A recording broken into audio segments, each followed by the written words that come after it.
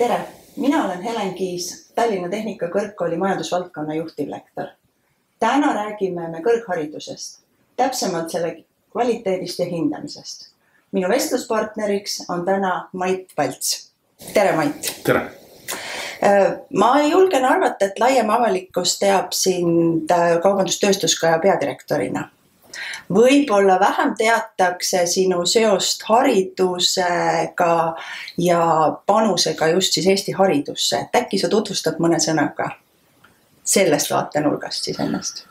Eks see nii kindlasti on, et Kaubandus-Tööstuskoja igapäevase juhtimisega on kindlasti rohkem tegevust ja kokkupuudet loomulikult ja kindlasti sellega teatakse. Aga Kaubanduskoja enda strateegilised suunad läbi ajaloo on tegelikult alati ikkagi hõlmanud ka hariduse erinevaid tahke.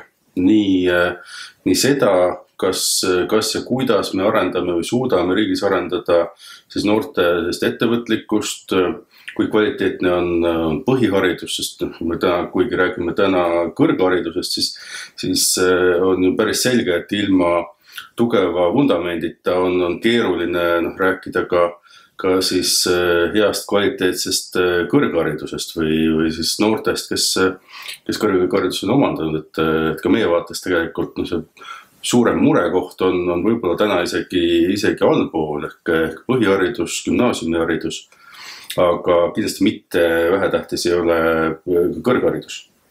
Ja eks nende eesmärkide saavutamiseks, mis Kaubanduskojal on, ettevõtjatel, mis mured on, nende saavutamiseks me kindlasti oleme aktiivselt seotud ka erinevate organisatsioonide, töörühmade, töögruppidega, kus me üritame ettevõtja sõnumit edasi anda.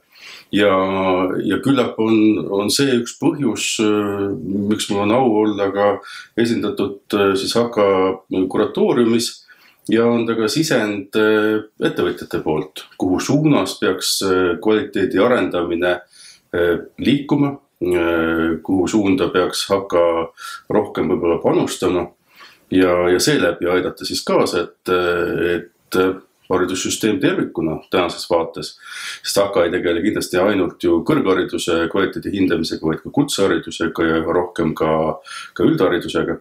Et seal tõesti oleks ka ettevõtjate huvid esindatud. Nii et täpsustuseks ma saan õigesti aru, et kui me räägime sinuga kõrghariduse kvaliteedist nüüd edasi ja hindamisest, siis kokkuvõtleks esindad sa tööandjate huve, Eesti ettevõtete huve ja nägemust. Nii ta paraku on, et eks majandus ja ettevõtlus on väga olulised iga riigi jaoks, Eesti jaoks absoluutselt samamoodi. Ja kindlasti on, kui me räägime kõrghariduse arendamisest ja kvaliteedist, seal ka erinevaid huve, erinevaid eesmärke erinevatel sihtrühmadel ja nii ka ettevõtjatel. Et seega tõesti, meie vaade Kaubanduskojast ja minu siis sõnumid valdavalt ikkagi antud sellest, et mis huvid on ettevõtjatel, mis neid muretsema paneb. Ja kui minnagi siit edasi kõrghariduse kvaliteedi juurde, siis ettevõtjate vaatest, milline on kvaliteetne kõrgharidus? See on nüüd lihtsam küsimus keerulisem küsimus, kui esmapilgul tundub kahtlemata. Peame loomulikult alustuseks rääkima sellest, mis meil see taustsüsteem on ja mis need vajadused on. Et Eesti on hästi avatud majandusega, ikkagi väike riik, meie inimkapital on väga piiratud, samas eeldus selleks, et meie ettevõtjad oleksid konkurentsis ja edukad, vajame just tegelikult väga, väga kvaliteetset ka kõrgharidust, ka kutseharidust. Et tegelikult kui küsida, et mis see kvaliteetne kõrgharidus on, siis igal juhul ta on meie vaates rahvusvaheline, sest kui ettevõtlust ei kujuta Eestis keegi ette konkurentsivõimelise ja edukana, kui ta ei ole rahvusvaheline. Siseturg lihtsalt on nii väike. Peame olema igas igas positsioonis natuke paremad kui meie naabrid ja mitte ainult Eestis, vaid ka meid ümbritsevas maailmas. Et see on kindlasti üks pool, see on rahvusvaheline võrdlus, rahvusvaheliselt kõrge kvaliteet ja konkurentsivõime. Mis jällegi igapäevaelus võib tähendada erinevaid aspekte. Ja ma arvan, et tulenevalt meie ressursside piiratusest me peame ilmselt ka väga selgelt mõtlema, milles me saame olla üldse maailma parimatest parimad. Et tõenäoliselt kõike ei ole võimalik teha, meil ei ole selleks piisavalt ei inimesi, ei rahalisi ressursse ja kõrghariduse maastikul peame ka paratamatult vaatama seda, et me teeks neid asju, milles meil on võimekus olla tugev ja milles ka meie majandus on suuteline olema maailma tippklassis. Aitäh sulle selle eest. Lugesin siit nüüd välja, et võib-olla üheks selliseks kriteeriumiks, kuidas kõrghariduse kvaliteeti hinnata, on siis seesama rahvusvahelisus. Mis võiksid olla veel need kriteeriumid, et kui me läheme niimoodi praktilisema poole peale, et millelgi öelda, et see on nüüd kvaliteetne kõrgharidus Eestis? Just, absoluutselt, et esmane, minu arvates on see, et kui me räägime kvaliteetsest kõrgharidusest, siis mitte me ei pea võrdlema siin ennast Eesti sees, vaid ka rahvusvaheliselt ütleme, kas meie ülikoolid, rakenduskõrgkoolid on rahvusvahelises võrdlus kvaliteetsed või tugevad ja konkurentsis. Nüüd minnes praktilisemaks, kindlasti ettevõtjate vaates on teatavaks murekohaks alati olnud ikkagi selline strateegiline ja läbimõeldud ja süsteemne koostöö ettevõtjatega. Seda jällegi tegelikult mis tahes haridustasemetel. See on tõsi, tuleb tunnistada läinud aasta-aastalt ka paremaks. Aga üha rohkem, aga üsna sageli ja ma julgeksin öelda ka lubamatult sageli jõuavad meie juurde ettevõtjate sõnumid, selgitused sellest, kuidas see koostöö võib-olla ei ole kõige paremini toimunud. Kahtlemata alati on sellisel koostööl, kui me räägime kõrghariduse ja ettevõtjate koostööst, koos saab teha ikkagi asju, kui mõlemad sellesse panustavad ja tõesti mõnikord püüavad ka leida kompromissi mõlema huvide vahel, aga tõesti see on ilmselt üks koht, kuhu me jätkuvalt peame panustama. Kahjuks olles suhelnud ka oma kolleegidega mujalt maailmast, siis ega see mure on igal pool.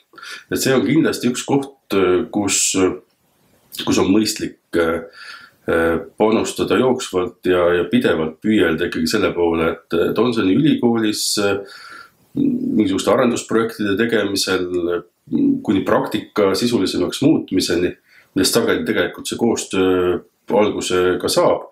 Et nüansse tõenäoliselt on palju, aga selline strateegiline, läbimõeldud, sisuline koostöö, millest võidavad nii ülikool kui ettevõtjad, ma arvan, on tegelikult jällegi meie ettevõtluskeskkonna ja väikese riigi jaoks äärmiselt oluline, sest täna räägime ka hästi palju sellisest teadus-arendustegevusest ja innovatsioonist ja sedagi me ei saa teha ju ilma siis kõrgharitud tublide inimesteta. Ja kui neil puudub selline laiem arusaam ka ettevõtluskeskkonna toimimisest, muredest, vajadustest, siis ma arvan, et ega me seal ei saa väga edukat olla. Et ma arvan, et praktilisem teema ja igapäevane, mis kõiki kindlasti või paljusid kindlasti mõjutab, on ikkagi selline strateegiline koostöö ettevõtjatega ja selle edendamine laiemalt, süsteemselt ja pidevalt. Siin mul tekib kohe natukene selline, tahaks kõrghariduse kahte osasse laiali jaotada, et üks on selline akadeemiline kõrgharidus, mida ülikoolid meil pakuvad ja teine pool on siis rakenduskõrghariduse pool. Et kas siin on ka mingisuguseid erinevusi? Et just selle koostöö osas, et ettevõtjate vaatest, et kas ühe poolega on kergem koostööd teha, teisega?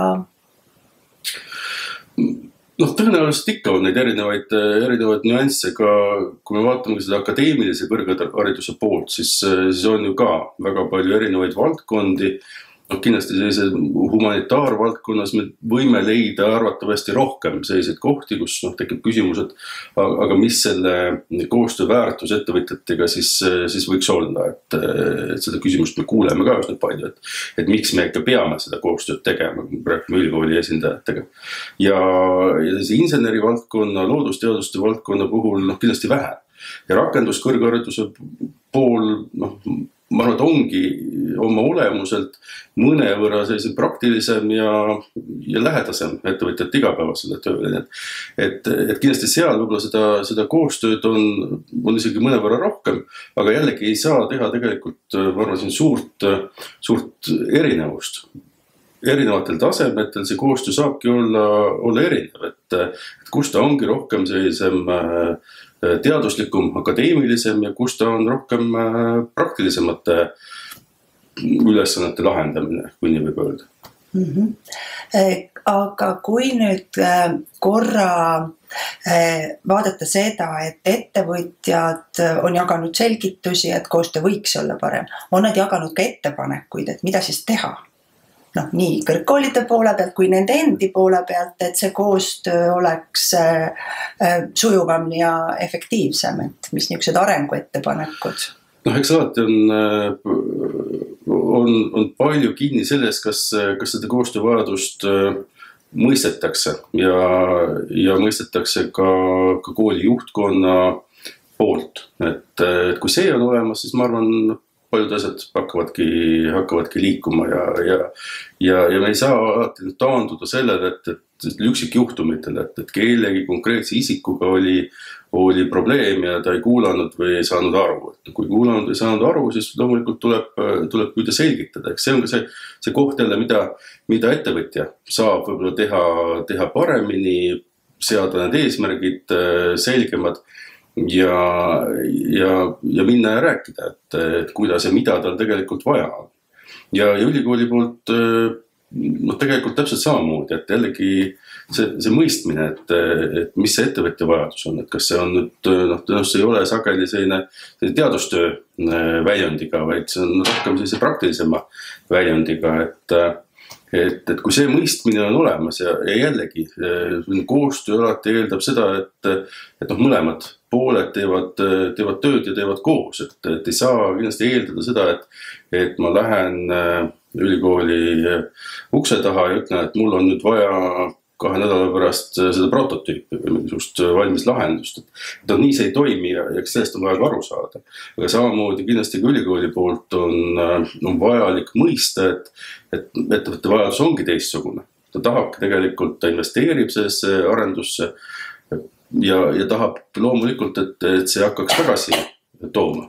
See on ettevõtluses ju olemuslikult tegelikult kõige tähtsam, et kui keegi kuhugi investeerib, siis see tasub ennast ka ära. Ja ma arvan, et selle mõistmise, kui mõlemad pooled seda olukorda sarnaselt mõistavad, siis ma arvan, et need lahendused kindlasti sünnivad. Võtan jälle kokku eelnevalt mainitu, et kordan üle rahvusvahelistumine, kordan üle koostöö. Kas oskad veel öelda mingisuguseid aspekte, mida tasuks siis jällegi tööandjate rollist välja tuua, mida tasuks mõõta, millele tähelepanu pöörata selleks, et siis oleks kõigepealt parem ülevaade Eesti kõrghariduse kvaliteedist ja teiselt poolt ka, mis võib-olla siis aitaks nagu seda kvaliteeti parandada, mis need aspektid võivad olla? Eks ettevõtjate vaatest alati üks küsimus on ka see, et kui hea, kui suur on siis noorte rakendumine erialaselt. Seda tegelikult me oleme rõhutanud nii kutsehariduses kui kõrghariduses, et kui inimene on teinud valiku, käinud mitmeid aastaid õppimas, omandanud siis eelduslikult kvaliteetse kõrghariduse, siis on küsimus loogiline eeldus ju, et ta saab ka erialaselt tööle. Kui see nii ei ole, siis peame paratamatult ju küsima, et miks, mis see põhjus on ja kas me saame seda kuidagi parandada. Ma arvan, et sellest saab teha tegelikult üksjagu järeldusi selleks, kuidas muuta kõrgharidus samuti siis ühiskonna ja ettevõtluse majanduse ootustele vastavaks. Ja siin tegelikult ei ole küsimus üheski valdkonnas eraldi, vaid me saame tegelikult ju hinnata seda, ma arvan, väga laia spektris. Nii humanitaarvaldkonnas, inseneerias, kus iganes. Ma arvan, et see on tegelikult oluline vaadata, kas see, mida siis inimene omandas, kas ta sellega ka tööturul on pädev, kas ta saab endaga hakkama. Aitäh.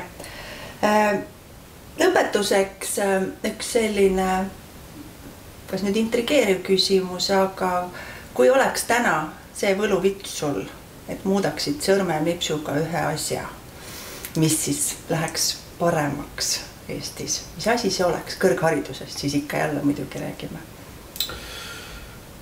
Kindlasti siin vastuseid ilmselt on mitmeid, et mida saaks muuta. Ma arvan, et jällegi peame lähtuma sellest, mis see eesmärk on. Tahame olla edukad. Jällegi, rõhutan rahvusvahelises konkurentsis tugevad. Peame paratamatult rääkima sellest, et kas meie kõrgharidus on samamoodi edukas rahvusvahelisest standardite järgi kvaliteetne ja kõrgelt hinnatud. Mitte ainult Eestis sees, vaid kindlasti ka välisüliõpilaste, välislektorite, professorite seas, kas siia tahetakse tulla. Ja seda arvestades võiks öelda, et me ei peaks rahulduma sellega, et kui me kuskil edetabelis oleme esimese 100 seas, miks me võiks olla esimese 20 seas või üleval pool. Ma arvan, et see on tegelikult põhiküsimus, kuidas me võrdleme ennast teistega ja kuidas me oleme selles laiemas pildis edukad. Muidu lihtsalt ei ole võimalik. Nii et siin võiks siis täita meie soovi selliselt, et homme oleksime top 20. Miks mitte? Eesmärgid peavadki olema kõrged. Ja alati on oluline, et lisaks eesmärgid on see esimene väike samm. Mis on see esimene väike samm, mille võiks siis teha? Kõrgkoolid, ettevõtjad, mõlemad. Eraldi või koos. Pisikene praktiline samm. Ma arvan, et väikeseid samme tasub otsida inimestest endist, et ega ülikool ega ettevõtjad ei ole midagi abstraktset. Kõik me oleme ikkagi inimesed ja baseerume veel inimkapitalil ehk ühe sammu saab teha nii, et ülikooli professor, lektor, dotsent astub üle endale huvitav ettevõtja läve ja ettevõtja tuleb ülikooli uksest sisse ja sellest see koostöö algab, koostöö on ikka inimeste vahel. Nii, väga hea, väga praktiline nõuanne tegelikult. Olgem julgemad omavahelist koostööd üles ehitama, olgem julgemad seda esimest sammu astuma. Kahtlemata, sellest kõik saab algus. Just, aitäh! Aitäh!